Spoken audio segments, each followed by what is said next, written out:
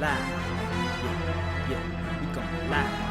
Hey, hey, we going live. Yeah, yeah, we going live. Yeah, yeah, we going. Yeah, yeah, we going. Yeah, yeah, yeah, we going live. From the 50-yard line, we going live.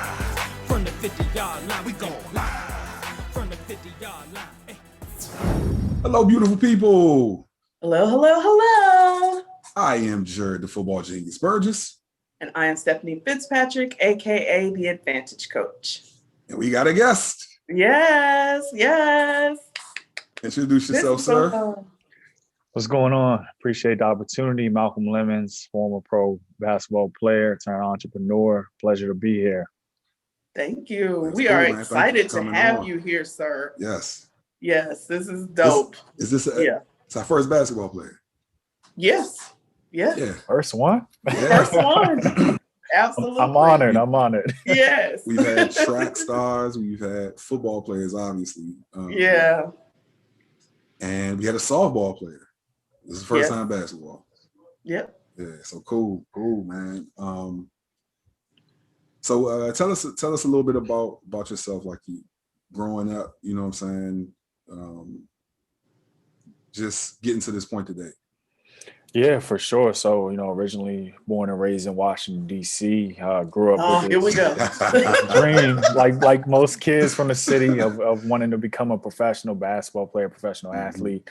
So I chased that. I was fortunate enough to go to a highly competitive high school called Gonzaga and got a chance to compete at a very high level against guys such as Victor Oladipo, Quinn Cook.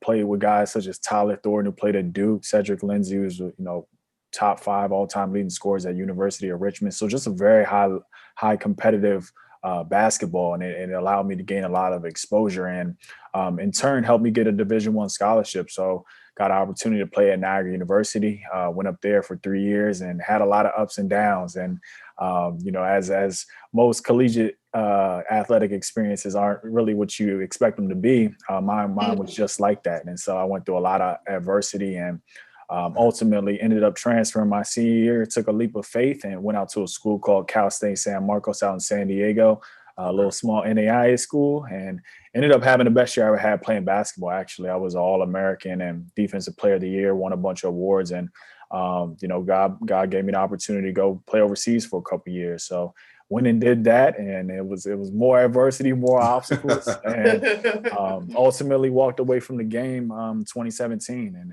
and simultaneously published my first book, and that was like the beginning of my transition. And so since then, I've been in the athlete empowerment space, really just trying to use my experiences as an athlete, some of the lessons that I learned from sports, and really impart that on the next generation, and just being a catalyst for helping athletes become more than just that. So that's what my mission revolves around, and really what I've been focused on the past couple of years since I've been done playing. Man, dope. That's Love dope. Dope. Yeah, it sounds like you kind of in that same space that we're in. Yeah. But it's interesting to hear from someone who's gone to 2 different schools. Do you think either of those schools adequately prepared you to transition to life after basketball? It's a great question. I don't think I've ever had anyone ask me that before, actually. And I would say that no, in all honesty.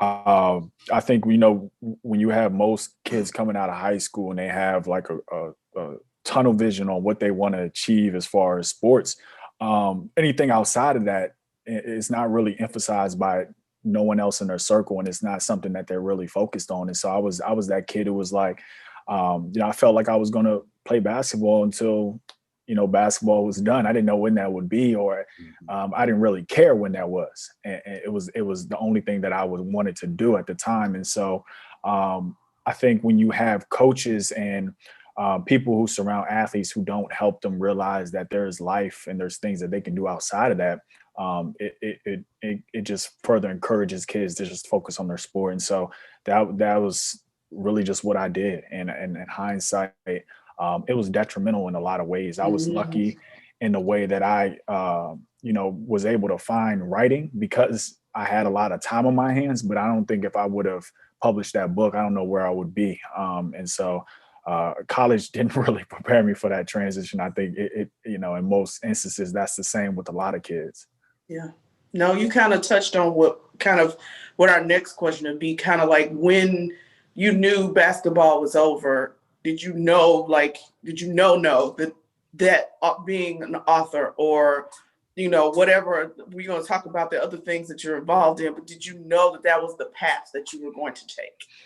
Not at all. Like I said, I got lucky. I think that the unique thing about being a professional athlete overseas is that you come back home, and a lot of times, even with a lot of the guys that I know are still playing, there's some times where you might go a couple months, without a contract, and so you overseas for maybe 2-3 months, coming back home, maybe you get another contract in a different country, and you play another 8 months, and you come back home, and so the time when I wasn't overseas playing, I was coming back and I was working jobs. And I was working jobs that I hated. Like I worked in retail, I worked in security, like I was doing anything just to make a buck. So I can, one, get back overseas and be able to support myself and pay for training, but also to gain some work experience. Cause I'm like, I know I can't play basketball forever, and I know I'm going to have to dive into the professional world somehow. I need some on my resume. And so I started to work these jobs, and I realized what I didn't want my life to look like. And so the next time when I went back overseas, I'm sitting in my room outside of small little loft outside of Tokyo. And, I came in the middle of the season, so we practiced for maybe an hour or two a day. We didn't have any games. And so when you have that much time on your hand, your mind starts to race. And I'm sitting there thinking, if I have to go back home again and work these jobs, which I don't want to do, how do I get out of this situation? How can I make sure that my future is going to be better than what it was the past several years coming back home? And that's what really led me to writing and reflecting and thinking about how everything I had been through as an athlete, how can I use these experiences and these traits that I've gained as an athlete in the professional world? How can I take all these lessons and transfer them over? And so that's how I began to write, and what ultimately led me to the book. It was really just a period of reflection and trying to figure out this whole life after sports thing before it was too late. Yeah, good stuff. That's right. Okay. So looking back at your career, what advice would you give freshmen in college, Malcolm? It's a great question. I mean, it sounds so cliche, but I would say that you have to really start thinking about who you are outside of just being an athlete. I mean, I think kids nowadays are more cognizant and aware of the opportunities out there outside of there because of technology and just and how democratized the world is when it comes to social media. But I think that taking the next step in the initiative to act on some of those other passions that you might have can take athletes a long way.